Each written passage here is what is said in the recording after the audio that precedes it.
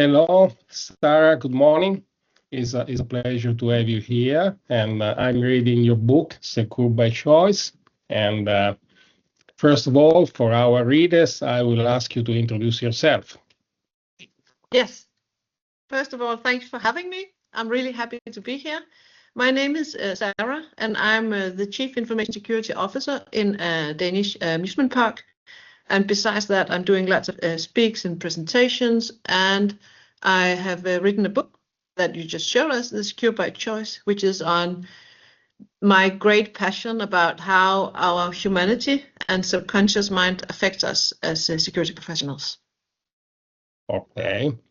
So, I was reading the book, and so we are talking about the human factor, and we are a little bit curious and would like to understand your point of view about the human factor that is always point as the weakest link. Every time you go to some conference in cybersecurity, there is this issue about humans that are not able to behave in the correct way, so complicated. So is only question of the fact that they are, the weakest link, or what is your, let me say, your view about this human that are always the weakest link?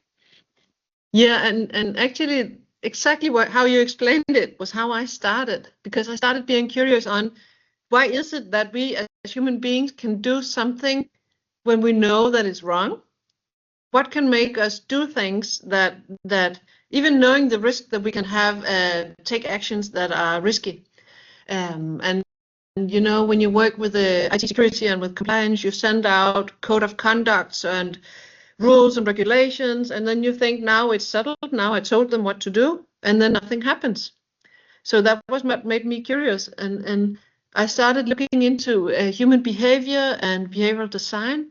And what I found is that we have these cognitive biases that is kind of like little apps or pre-programmings that our brain has created through like millions of years through human evolution that affects us in our daily day. And we need to embrace those biases because that's basically what have kept us alive. And they affect us. So we have all these biases affecting any decisions that we do daily. There's this guy called Kahneman. He won the Nobel Prize in behavioral economy. And he says that 9 out of 10 decisions that we do daily are done by our subconscious mind and not the conscious mind.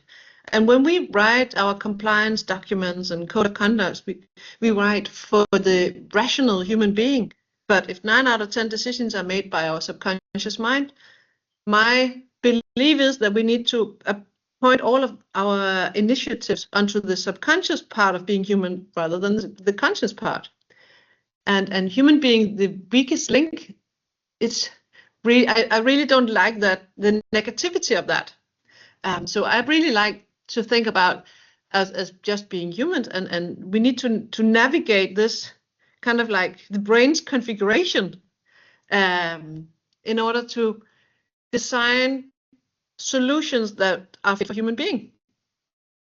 So that's basically why I wrote this book, is that because we've talked so much about the end users and the colleagues in the organization and how they behave and how they are affected by their cognitive biases.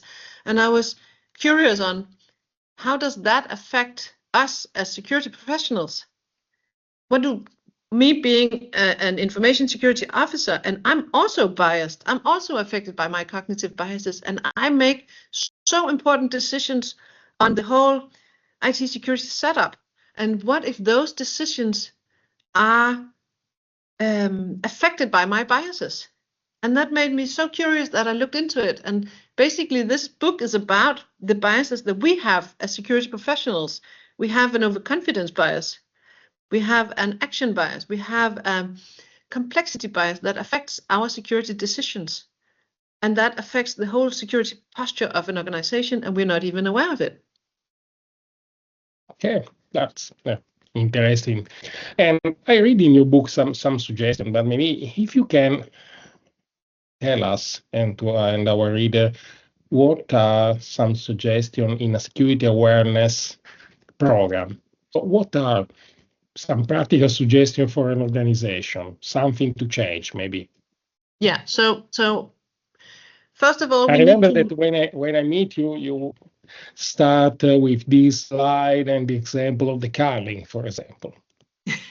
So I Yes. found it very interesting. Yes, I have an example from curling that I need that in order to get good secure behavior in organizations, we need to think like the curling team. And that's because the human brain likes the easy way. So I've created 3 principles that I work with when I work with security awareness, when I work with compliance and rolling out new solutions. And the first principle is called simple secure. So if it's not simple, it's not secure because people will do something else.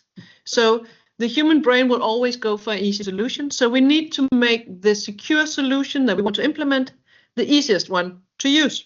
That's the first principle. Then I have a principle called if you can't explain, it will be in vain.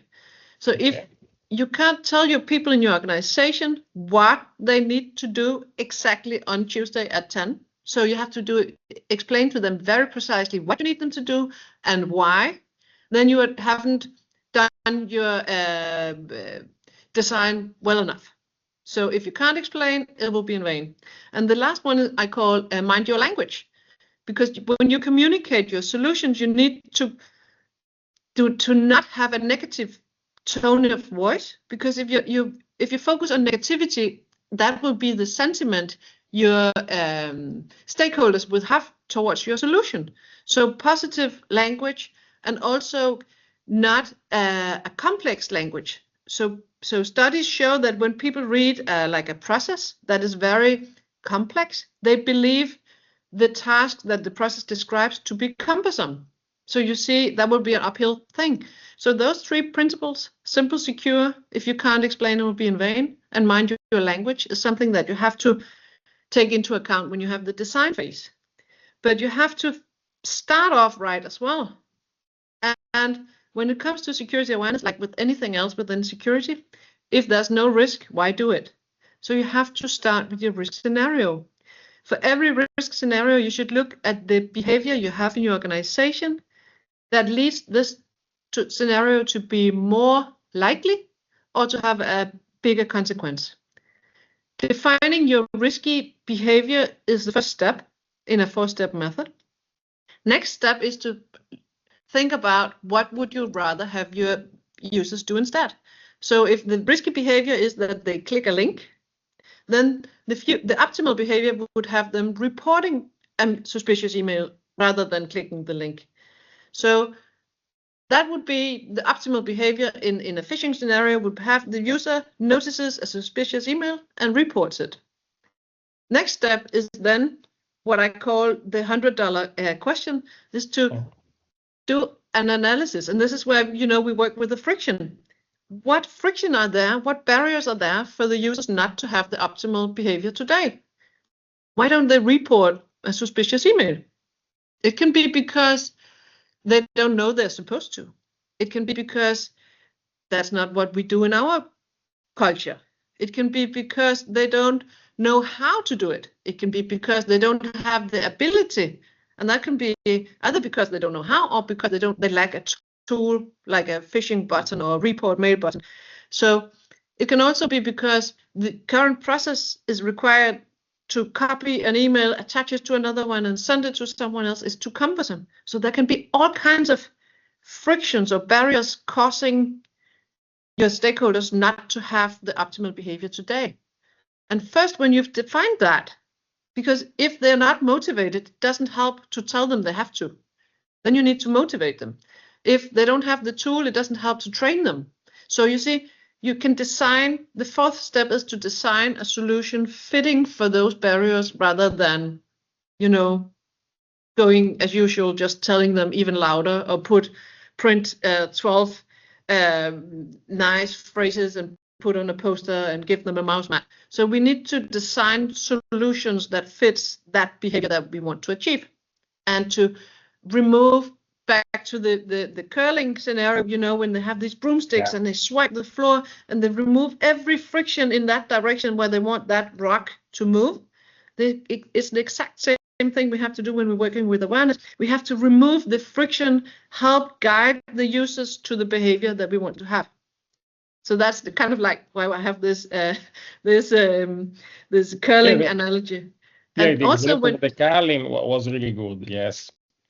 And also what happens when they do the curling is that when they want the rock to go slower, they stop with the broomsticks. They stop sweeping the ice because that creates friction.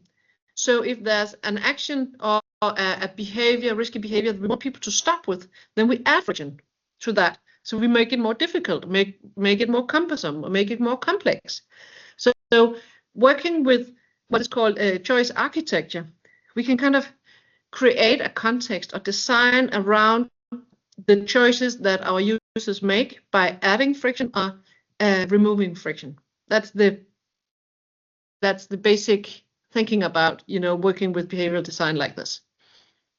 Yeah. So we have to, we also to understand a little bit more how, before starting awareness campaign, maybe start to think about how our brain is working, why we are behaving in certain things, because we are people that are, let me say, always telling other people to not to click in a world Yes. that you have to click, or not to browse in a world where you have to browse. So the internet and digital world require to click, require to navigate, and we are saying not do that, not do this, not do that. Yes. Maybe we have to understand more about how we behave if you want to change the behavior of the people. Exactly. So we need to understand how the brain functions in order to be able to design solutions fit for human brains. Yeah. Just let me say, the last question, let me say, we are talking always about AI, so we have to say some word about AI. But it's logical that is an era that is a complex world, fake news, a lot of things changing, AI that is entering more and more in cybersecurity in our lives. So how do you view our ability to adapt to all this technology that is changing?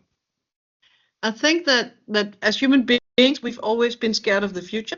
And when you look back, if you look back to old Egypt 4,000 years ago, we can find texts about how people have been scared about how future generations are going to mess things up because of the evolution and how the technology evolves. So I think it's within our nature as people to be scared of the future. And looking at AI, it's incomprehensible. It's so we can't understand what happens within these algorithms. And subconsciously, our brain is very scared of new stuff. We have a thing right in the middle of our heads called amygdala. Amygdala is connected to our limbic system. That is where we have the fear or freeze or flight response. And studies show that when we see new stuff, the amygdala flares up and activates our limbic system. So it's within our nature to be skeptical and a little bit scared about new stuff. And AI is really new and is really complex and is really incomprehensible. So if people are scared about it, it's understandable.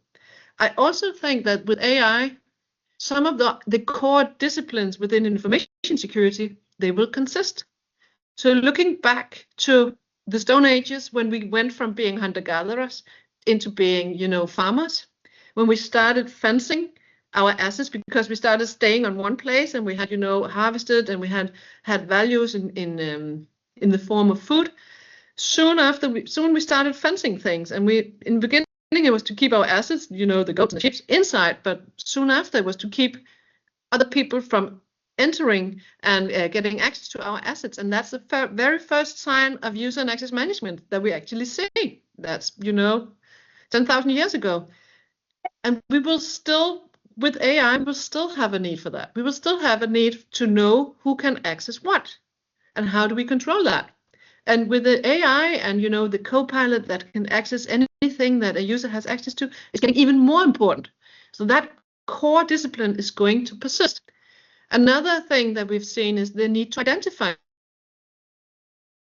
Empire, they used passwords and they used tokens to identify themselves, when they crossed vast distances. And we're going to see an increased need of being able to identify who we're talking with, and the privileges. Who can we trust? And that whole thing is also going to persist. So while I see AI is like a train rolling and it's going to revolutionize a lot of things, there are also core disciplines that are going to persist, that we are going to enforce, and we're going to see even more of, such as IAM programs or IGA programs. We're going to see much more emphasis on this, and it's going to be a trending that we need that even more looking into AI. But from a human perspective, it's going to be even more difficult to recognize a suspicious email. It's going to be even more difficult to see whether a message is being, messed with, or if I'm being influenced by someone else. It's so easy to grab someone's tone of voice, to copy their real voice, or to make like images that can fool the human mind. So this is why it's going to be more difficult to be human and to rationalize your decisions. But luckily enough, from a security perspective, we also now have engines that can handle vast amount of data that we can that can enable us to make even better protection, and can see like tendencies before we can see them as human beings. So there's both pro and cons, and then we have a baseline of consistent disciplines that we need to maintain and that we need to emphasize even more. Yeah. So, and I also hope that in the future, the tool will increase the ability to catch on this kind of danger. Otherwise, as you explained, it will be very difficult from now on to intercept a mail because they are so perfect now, or it's also difficult to understand if it's a video is a fake or not. Because the quality now is very, very high. Good. So it was really a pleasure. So what I can say, I can suggest already to read your book, and hope to talk to you soon. And thank you very much for your time. Thank you so much for having me.